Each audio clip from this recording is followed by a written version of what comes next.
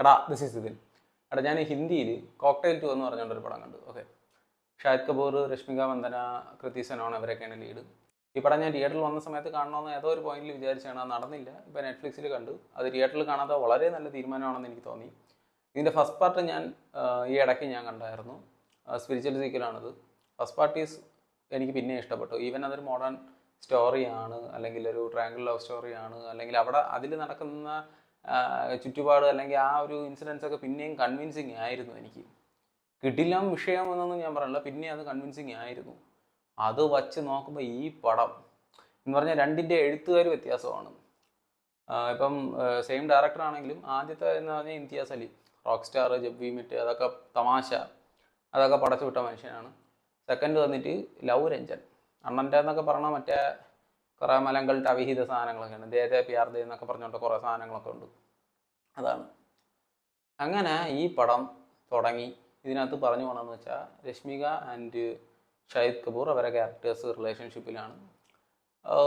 എന്തൊരു കാര്യങ്ങളും തമ്മിൽ ഷെയർ ചെയ്ത് അങ്ങനെ പോയിക്കൊണ്ടിരിക്കുന്ന അവരെ ലൈഫ്. കല്യാണം കഴിക്കുന്നില്ല എന്ന് നാട്ടുകാരും വീട്ടുകാരും ചുറ്റുപാടും ഒക്കെ ചോദിക്കുന്നെങ്കിൽ അവരിങ്ങനെ കൂളായിട്ട് ചില്ലടിച്ച് അങ്ങനെ നടക്കുന്ന ഒരു പോയിന്റിൽ അവരൊരു ഒരു സംഭവം അവരെ ഇടയിൽ നടക്കുകയും അത് കാരണം പുള്ളിക്കാരിക്ക് ഉണ്ടാകുന്ന സംശയവും അത് കാരണം താൻ ഉണ്ടാക്കിയ നല്ല എ ക്ലാസ് ഐഡിയയും അത് കാരണം അവർക്കുണ്ടാകുന്ന പ്രശ്നങ്ങളൊക്കെയാണ് പടം. ഓക്കെ, ഇവിടെ ഈ റിലേഷൻഷിപ്പിൽ പ്രശ്നങ്ങളൊക്കെ സർവ്വസാധാരണമാണ്, ഇല്ലയെന്നൊന്നും പറയാനില്ല. വല്ലതും ഉണ്ടെന്നുണ്ടെങ്കിൽ അത് തമ്മിൽ പറഞ്ഞു തീർക്കണം.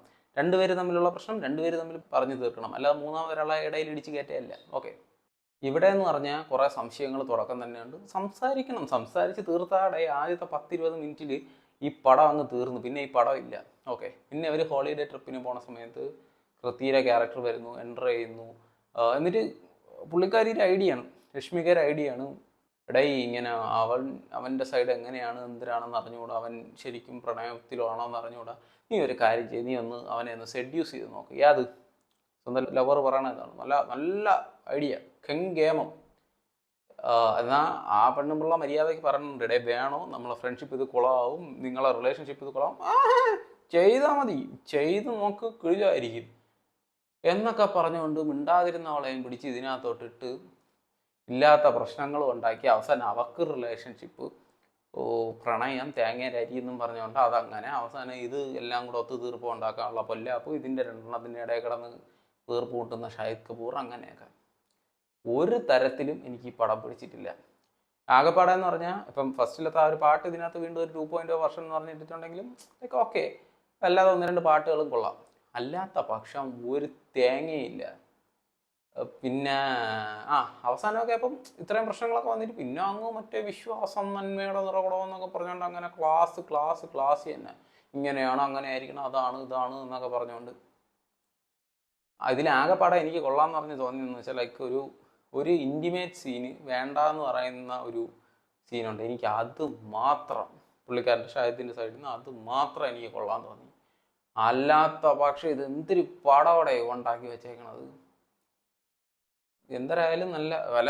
പിന്നെ ഈ പടം ഇഷ്ടപ്പെടുന്നവർ കാണുമായിരിക്കും കേട്ടോ. ഇമാതിരി ലവ് സ്റ്റോറീസ് എനിക്കൊന്നും ഇതൊന്നും ദഹിച്ചിട്ടൊന്നുമില്ല. ഇതൊക്കെ ഇങ്ങനത്തെ റിലേഷൻഷിപ്പ് അല്ലെങ്കിൽ ഇങ്ങനത്തെ ലവ് സ്റ്റോറികൾക്ക് ഇങ്ങനെ കോമൺ ആയിരിക്കും. ഉള്ളതിനല്ലേ നമ്മൾ കൊള്ളാമെന്ന് പറയാൻ പറ്റുള്ളൂ. അപ്പോൾ അത്രയേ ഉള്ളൂ ഈ ഒരു ആരാധന പരിപ്രായം. That's all about cocktail 2.